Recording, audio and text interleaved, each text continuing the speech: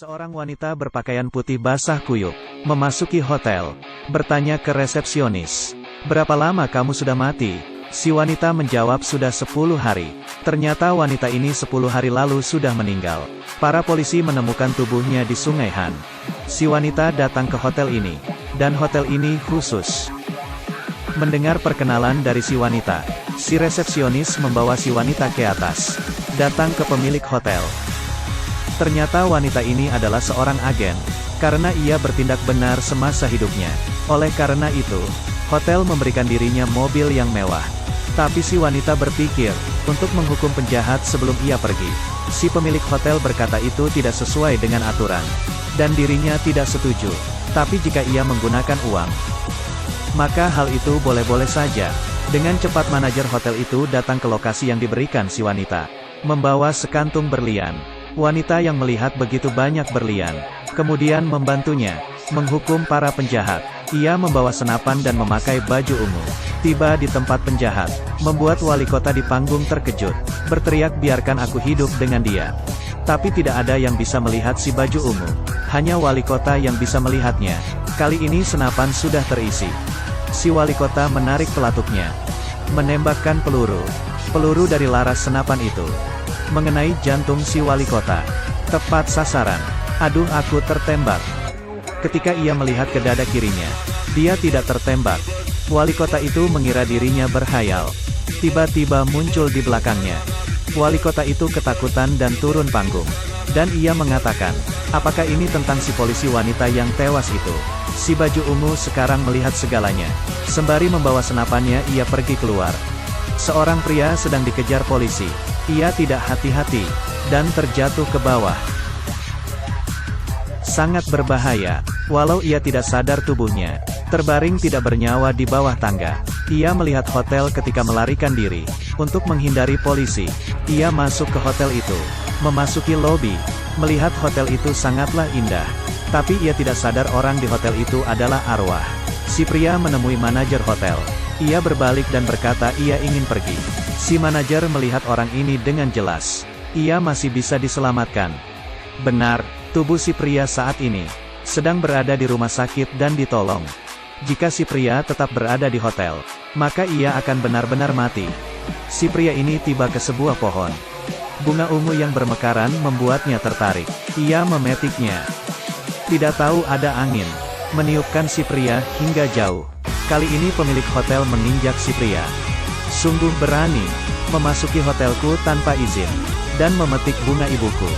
Si pria berlutut dan memohon ampun. Si wanita ini berkata, "Karena kamu sudah datang, maka tinggallah." Si pria tampak bingung. "Apakah kamu tidak tahu? 5 menit lagi kamu akan betul-betul mati." Si pria melihat tangannya perlahan menghilang. Ia berkata kepada si wanita, "Aku tidak bisa mati dulu."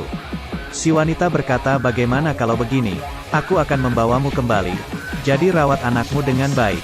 Tapi 20 tahun setelah anakmu dewasa, berikan dia padaku." Si pria melihat tubuhnya sendiri akan segera mati. Ia berjanji kepada si wanita. Si wanita meletakkan tangannya. Si pria berada di rumah sakit kembali dan terbangun. Ia berpikir hanya mimpi. Tapi ketika melihat buku rekeningnya, ada 100 juta won. Ia sadar ini bukanlah mimpi. Ada wanita yang duduk di bas. Melihat bunga di tangan si wanita, mengerti ia adalah wanita dari 20 tahun lalu, yang memiliki perjanjian dengan si ayah. Si wanita berkata, "Tenggat waktu 20 tahun sudah tiba. Besok kau harus datang ke hotelku." Ia mendekat, dan bernapas pelan di depan muka si pria. "Apa?" Saat ia pulang, Ken Sing teringat kata ayahnya. "Jika ada seorang wanita cantik menghampirimu, larilah." Saat Ken Sing ingin melarikan diri, saat ia keluar rumah, melihat seorang wanita pucat. Ia tidak sadar wanita itu adalah seorang yang telah meninggal. Si wanita melepas kacamatanya. Ken Sing melihat wanita itu tidak memiliki bola mata. Menakuti Ken Sing hingga ia berteriak. Tapi kemanapun ia pergi, wanita itu selalu mengikutinya. Sampai si wanita cantik muncul. Wanita tanpa bola mata itu mendengarnya dan pergi. Si wanita berkata, "Bagaimana? Apakah kamu suka hadiahku?" Ternyata udara yang ditiupkan padanya membuka mata batin Ken Sing. Oleh karena itu ia bisa melihat orang yang meninggal. Mereka berdua datang ke restoran untuk makan. Di luar ada seorang pria jahat yang menatap wanita cantik. Ternyata ia adalah 20 tahun lalu. Orang tua yang ingin balas dendam pada si cantik, menunggu mereka keluar dari restoran.